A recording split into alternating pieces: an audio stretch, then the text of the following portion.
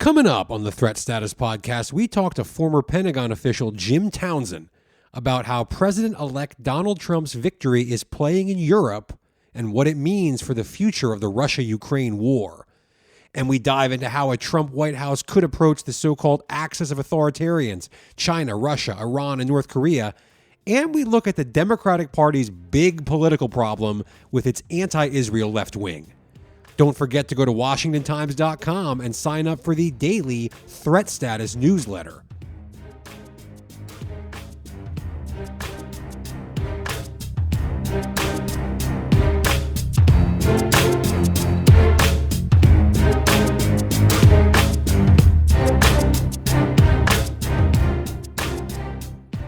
Hello and welcome to the Threat Status Podcast. I'm your host, Ben Wolfgang, national security correspondent at the Washington Times, and I am joined, as always, by my esteemed co-host, Guy Taylor, the national security editor here at the Times.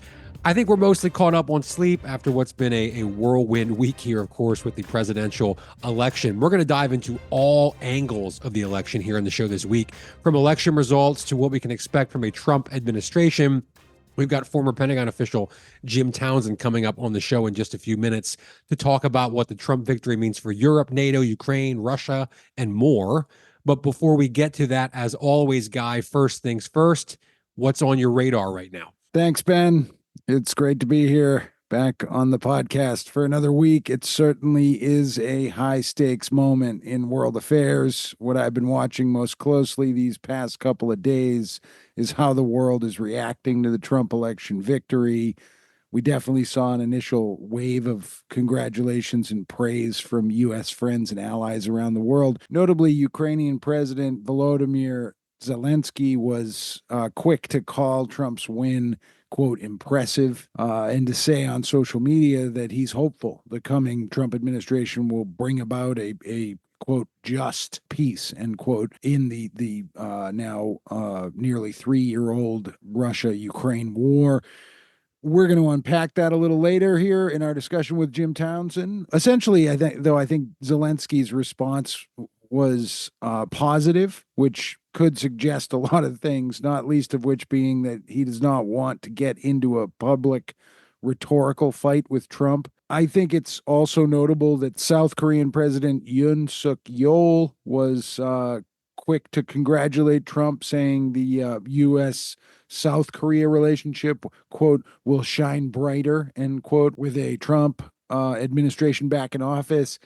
Again, this is notable because there had been a good deal of hand-wringing in the South Korean government and media in recent months over comments that Trump and some of his advisors made on the campaign trail, basically saying that South Korea is a wealthy country and should perhaps be paying more to help maintain the 30,000 or so U.S. troops that are stationed there. I was not surprised, Ben, that Israeli Prime Minister Benjamin Netanyahu characterized Trump's win as, quote, history's greatest comeback, end quote.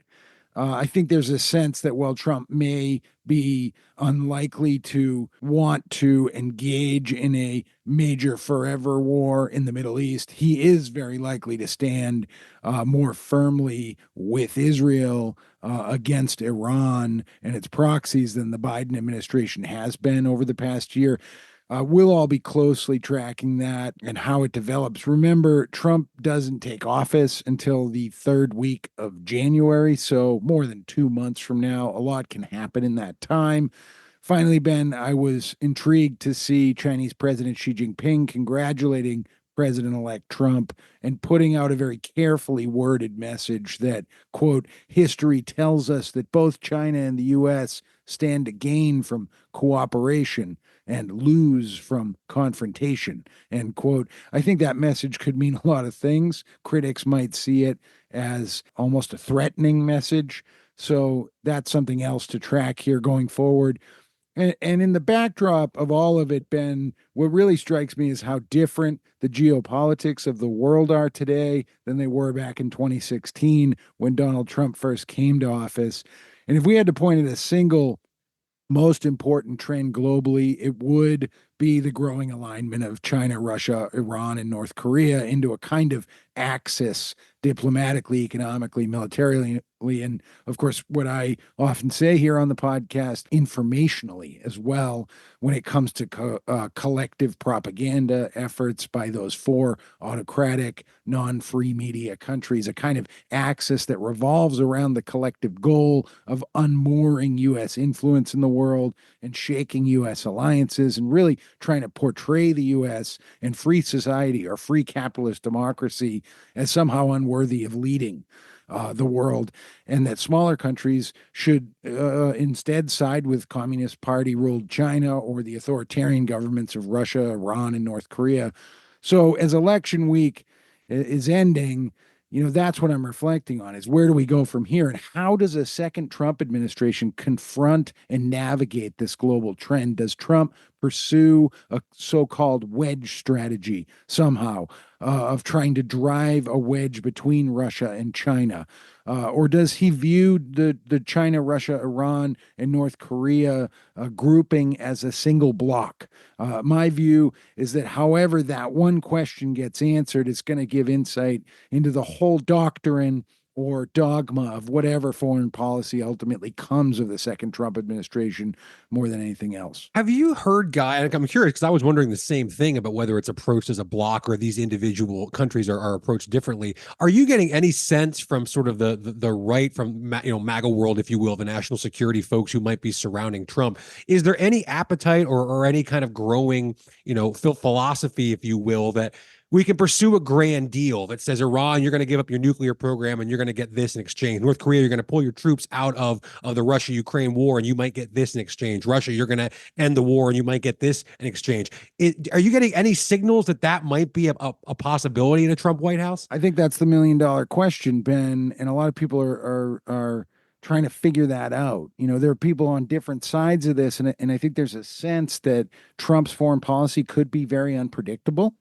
I think that Trump is viewed to be superstitious and very calculated in not sticking to one set of dogma or doctrine until it's playing out, until he's made up his mind at the last minute.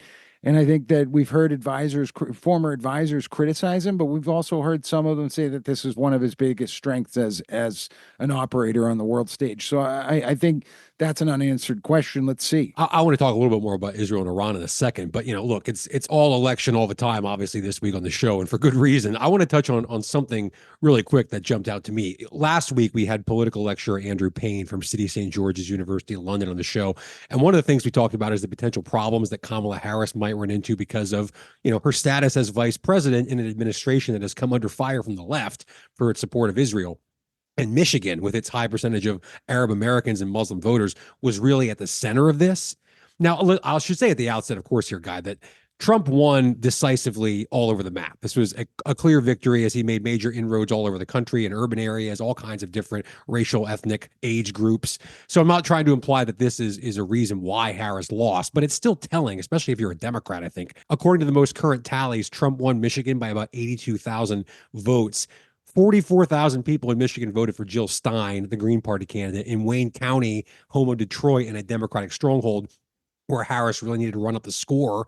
Jill Stein got over 20,000 votes. Now, of course, we can't say why all of these individuals might have voted for Jill Stein, but I think that there's any number of reasons, but I can take a pretty educated guess. And some of them, frankly, have come out and said so, some of these groups, after the fact. They're angry about the Biden administration's perceived anti-Palestinian, pro-Israel approach, philosophy. And those folks did not want to support Harris because of her perceived support for Israel as part of the Biden administration. Even in a state that everybody knew would be close, 80,000 votes is relatively close. You had all these folks choosing to essentially register a protest vote for Jill Stein. That's a problem for Democrats. It's, this is kind of the convergence of geopolitics and domestic politics, which I always find very interesting. As Democrats do their internal autopsy, Guy, the election post-mortem, it's something they need to think about because they have a left wing of the Democratic Party now that is not going to get less passionate, I don't think, about its stance on Israel, especially during a Trump administration coming into power that I suspect, as you said, isn't going to express as much public opposition to what Israel is doing doing what it feels like it needs to do to defeat Iran, Hamas, and Hezbollah. So what if this election had been closer? What if the final tally was closer in Michigan? What if Harris had only lost by 30,000 votes, and then you've got all these Jill Stein votes staring you in the face if you're the Democrats? What if Michigan was the deciding state? Like, this could have been a potentially serious issue and one that might have turned the election. So if you're Democrats, you need to figure out what you're going to do about that going forward. And while we're on the subject of Israel and its enemies, Guy, you touched on this, and I think it's worth dwelling on for a second because it's really important and something I'm going to be watching very, very closely, because you're going to have, I think, over these next 4 years, two seemingly opposing forces colliding in Donald Trump's worldview. One, he's very tough on Iran, and I think he probably will be again. The Trump administration instituted a maximum pressure campaign of economic sanctions when he was in office.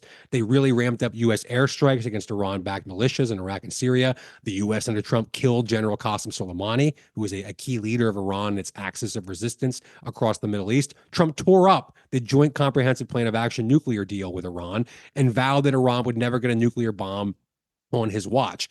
At the same time, as you point out, Trump does not want to get involved further in the Middle East. We could see him accelerate plans, I think we probably will, to get troops out of Iraq and possibly out of Syria as well. How do those two come together here? Does he double down on the U.S. campaign against the Houthis in Yemen, or does he try to end that before it becomes what he might consider to be a forever war?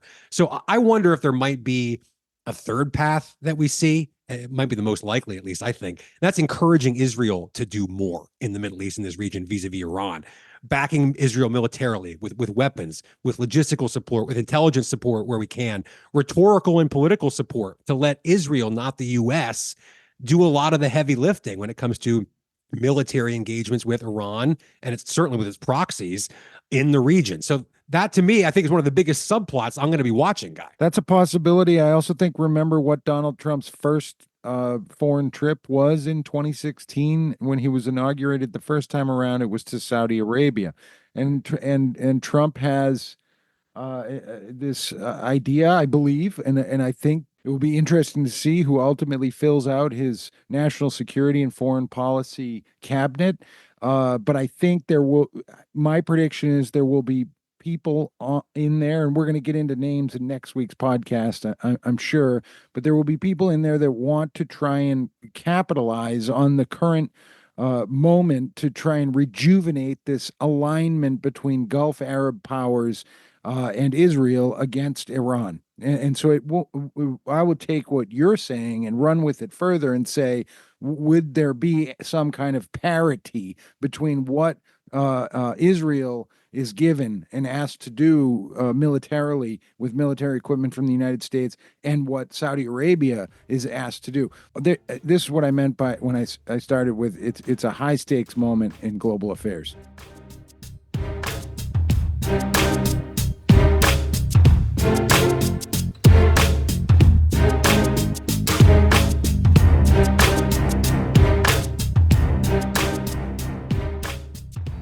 And we are joined now by Jim Townsend. Jim spent more than 3 decades in the Pentagon. He's the former Deputy Assistant Secretary of Defense for European and NATO policy during the Obama administration, and now he is an adjunct senior fellow in the Transatlantic Security Program at the Center for a New American Security. Jim, thanks so much for joining the show this week.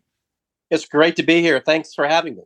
Of course, of course. So, everyone in Europe so far has been mostly cordial toward President-elect Donald Trump since his victory over Kamala Harris a few days ago. NATO Secretary General Mark Rutte said Trump's leadership will be, quote, key to keeping our alliance strong, unquote. French President Macron said he's ready to work with Trump.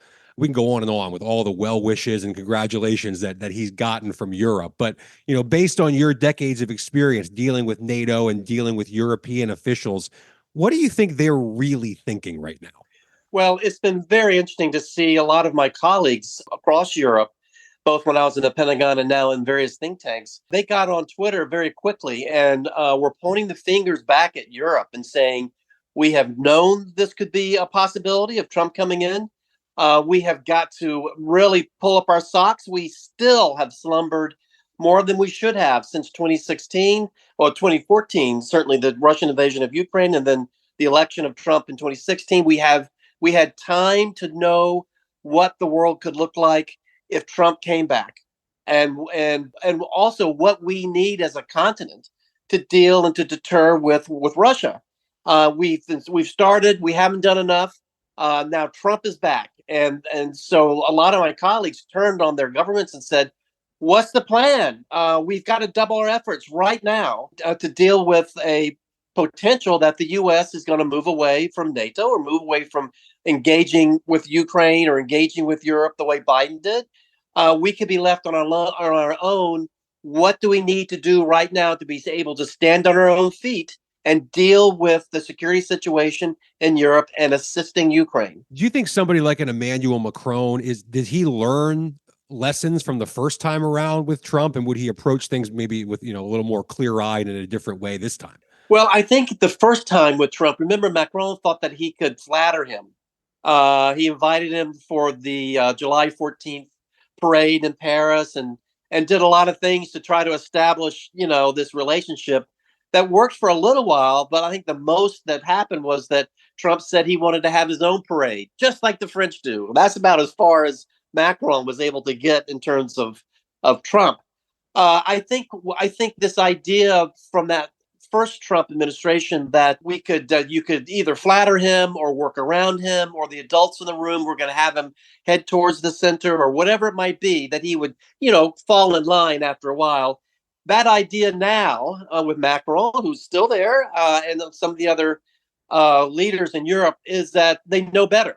So they're approaching this a little more sober-minded, knowing what he is capable of and potentially much better at this second time around. They have been trying to so-called Trump-proof things, which is a bit of a laugh in terms of a plan. But so they have been trying to get prepared. But I don't think they really thought it was going to happen. I think they are in a bit of a state of denial, which unfortunately is a European characteristic. But I think now that it's happened, there's a bit of a scramble. And what we'll see is that the various European nations have come beating a path right back to Mar-a-Lago until January 20th, and then to the White House to try to curry favor and at least try to get on the good side right now, knowing that can change in a blink of an eye in the next year or two. So there's a scramble, but there's also, frankly, an anxiety about Ukraine, and an anxiety about if Ukraine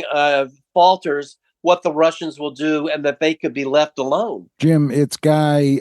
Thank you for being here on the podcast. Let's actually drill for a second into the Ukraine situation. There's a lot of worrying stuff going on lately with North Korea sending combat troops to support Russia.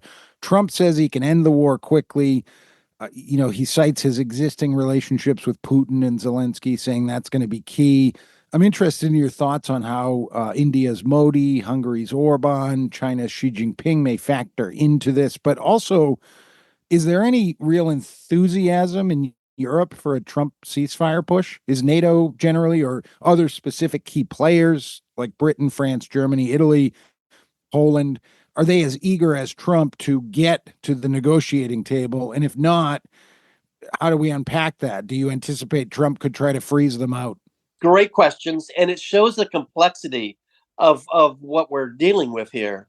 Just to start off, the complexity with Ukraine also involves this axis of upheaval, is what we're calling it at CMAS, where you have North Korea, Iran, and China, Russia acting in concert, acting together. So if at one time, if Trump thought he could sit down with Putin one-on-one and deal with Ukraine, and then turn on Zelensky to twist his arm to make concessions, et cetera, I think it's going to be more complicated than that, because the Chinese and the North Koreans, they've got something at stake here too. They're going to be watching very closely, and they might very well want to have some influence on what happens there too, because there's a Taiwan aspect to this for the Chinese. There's an idea here that if Trump at some point thought he could sit down with Xi, just the two of them, and cut a China-U.S. deal that involved not just trade, but Taiwan as well, where we concede there. Maybe Moscow doesn't want to see China and the U.S. get too chummy, and all of a sudden our problems melt away in this Xi-Trump, deal making. And suddenly China isn't as close to Russia as it was a year or two ago. So there is this quartet here where they are getting skin in the game. And so it's no longer a matter of sitting down one on one with any of those countries and thinking that they can cut a separate deal with the US. I think we would love that. We would love to weaken the links between those four by cutting a separate deal. They're always afraid and looking over their shoulders at each other to make sure no one's making a separate deal with the U.S. Maybe that's some kind of leverage for us. But that's an added complexity to whatever happens in Ukraine. Zelensky specifically, I mean, he wrote one of the lengthiest social media posts congratulating Trump. He said he appreciated Trump's commitment to peace through strength, this approach to global affairs. He said that that's exactly the principle that can bring peace closer in Ukraine. Is Zelensky posturing here? I mean, these guys, Trump and Zelensky, have a pretty twisted history. So what's your read on Zelensky and whether or not he's really excited about Trump, or is he actually potentially going to be standoffish? When he, like you said, he's posturing. He's tap dancing like you can't believe. And that's what he's been doing for the past few years, going around Europe, coming to Washington, trying to keep his supporters going. Europe has a tendency to get fatigued, which is what Putin is hoping will happen. And then pretty much will begin to slacken off in terms of support for Zelensky, or feeling it's too hard and wanting to have some type of agreement. I think right now, I don't think today or maybe a week ago, I don't think Europe was looking towards an agreement in the short term. I think there was still a push to provide Zelensky what he needed in terms of assistance. I think the increasingly there's not a lot of assistance to provide in Europe. A lot of the assistance is still coming from the United States. So as that goes away and suddenly the Europeans are left holding the bag, that on top of a Ukraine fatigue, if you will, as well as this worry that the U.S. is going to begin to disengage. And Europe does not like to go into something like whether it's Afghanistan or Iraq or working with Ukraine. They don't like to do that by themselves. They want the U.S. to be part of it.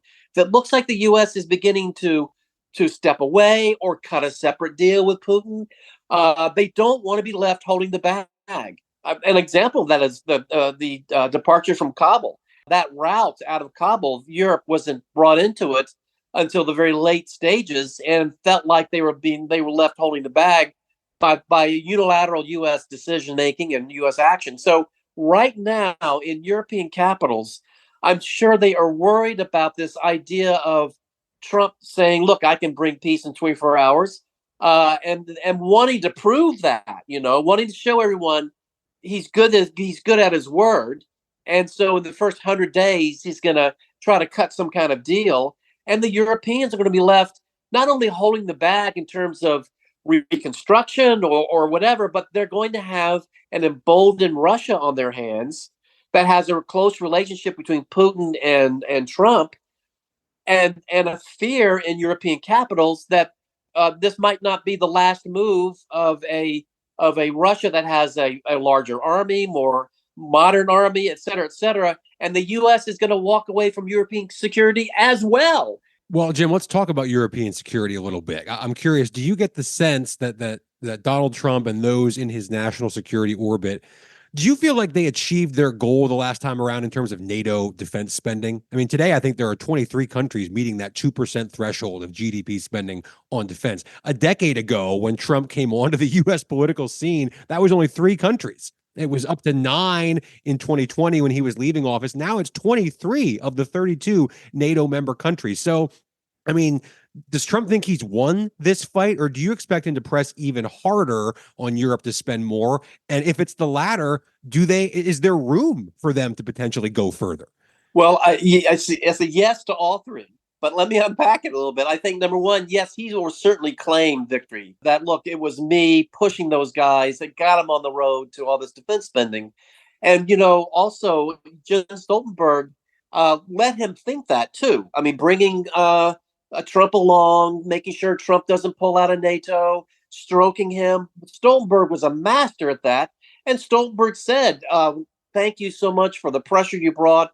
He gave him credit publicly for helping, defense spending to go up. But frankly, it was Putin. It was the threat from Putin, and that defense spending accelerated during Biden. And it wasn't even because of Biden. It was really because of the situation that a lot of the European governments actually clearly saw in terms of what the threat could be like from Russia in the years to come. But Trump coming in, I told my Polish counterparts today. I said, his talking points, Trump's talking points, will be forever that we are free riders. You guys, Europeans are free riders. You've taken advantage of us. You've screwed us. EU is our enemy. Europe's got to do more. I'm not going to protect nations that don't, spend money, et cetera, et cetera. Those are his talking points. That's his safe harbor. He always goes to those, no matter what the facts are. So coming back into office now, he will still go to Europe, and maybe he'll tip his hat to, some of the stuff that happened while he wasn't president, but he will go in there and say that more needs to be done. And in fact, it's true. They do need to be spending more than 2%, and they know that. And that gets to your third point as well. If they know that, do they have the money to do it? You're starting to see nations saying, well, look, we're going to try to reach 2.5 maybe in 5 years. I think there's an understanding that for these allies to provide the military assistance that NATO says it needs to back up all the plans it's made, its defense plans, that European allies are going to have to do more than just 2%, and even more than 2.5.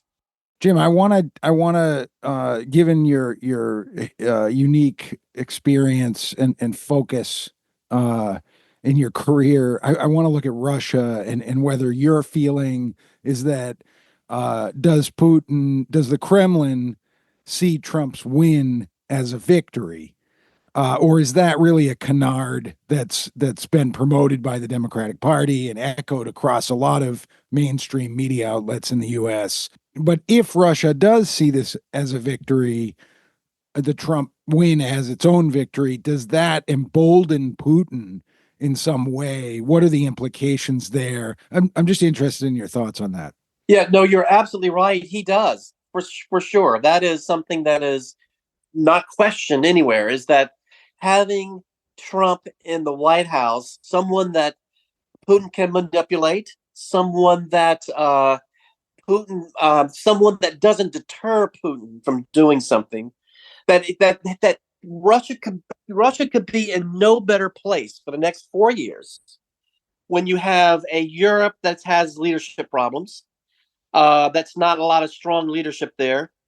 You've got a Europe that is trying to rearm, but is years away from being able to stand on their own feet without the United States to deter. You've got a Ukraine war where we haven't quite gotten to this yet, but we've got a war in Ukraine that is not going so well for Ukraine right now. And you're dealing with a situation where if Ukraine is forced to the table, if there is some type of agreement forced on Zelensky over the next year, enabling Russia to step back from day-to-day combat operations there. And you've got Trump in the White House.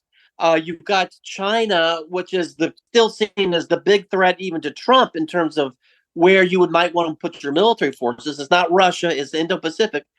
This is really such the window is open to Putin to take advantage of this time before the allies get stronger, before Trump leaves and maybe a stronger American comes in who's anti-Putin.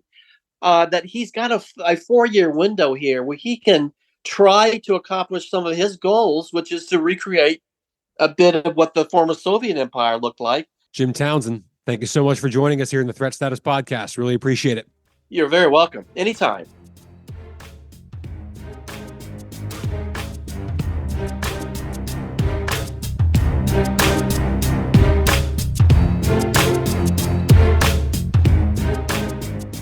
And it's time now for Threat of the Week, our weekly segment here on the podcast where Guy and I each identify a threat, whether it's here domestically at home in the U.S. or some corner of the world that we think is threatening you, the listener, right now and impacting U.S. national security this week as you're listening to the show. Guy, what do you have for us for your Threat of the Week?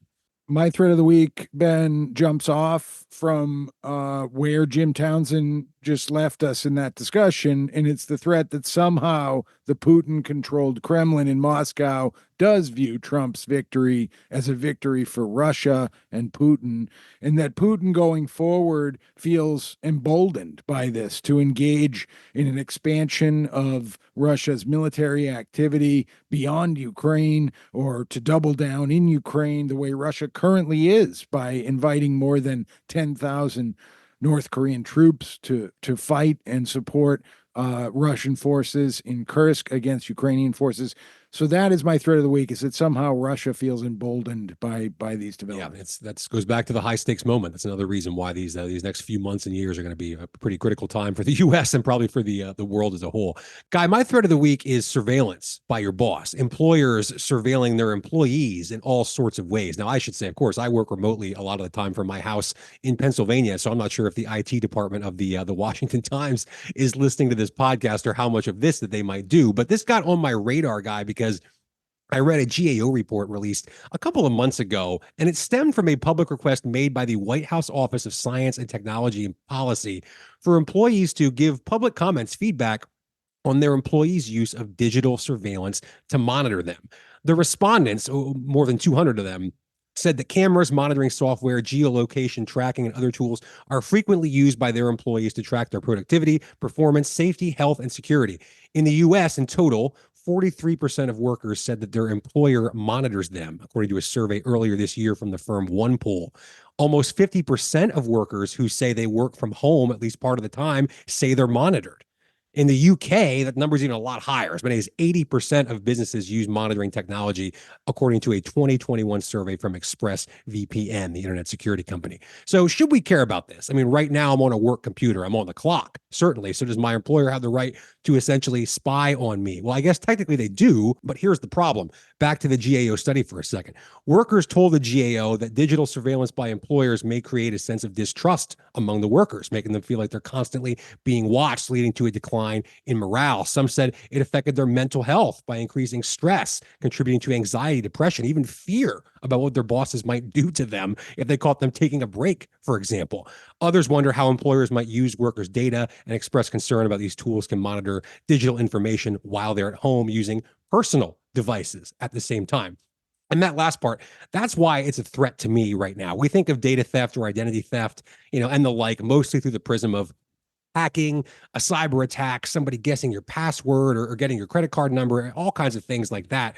But we've seen major cyber operations, Guy, in recent years targeting all kinds of American companies and companies around the world, from big to small. So if your employer has detailed data on how many times you get up during the day to go to the bathroom, or whether you had a conversation with a coworker about potentially starting a union at your job, could all of that information get exposed if your employer is hacked? And what does that mean for you personally, for your livelihood, for your job, your career, your family? So I'm always looking for vulnerabilities, Guy, in our lives, places where your personal information could be stolen, compromised, and even publicly released in ways that you have no control over and probably don't even spend a lot of time thinking about. And this is certainly one of those areas. So combine that with the fact that in some instances, it could just be downright creepy. That makes it my threat of the week this week. Interesting, Ben. Privacy as a civil liberty, definitely an interesting threat. No question about it. Well, thank you all so much. It's been a busy week, and it's only going to get busier and more newsy from here. That is for sure. Thanks, Guy, for joining us. Thanks to Jim Townsend for coming on and explaining how the Trump victory is playing all across Europe. And thank you all for listening. As always, please go ahead, hit that subscribe button, share with all of your friends, and we'll be back next week on the Threat Status Podcast.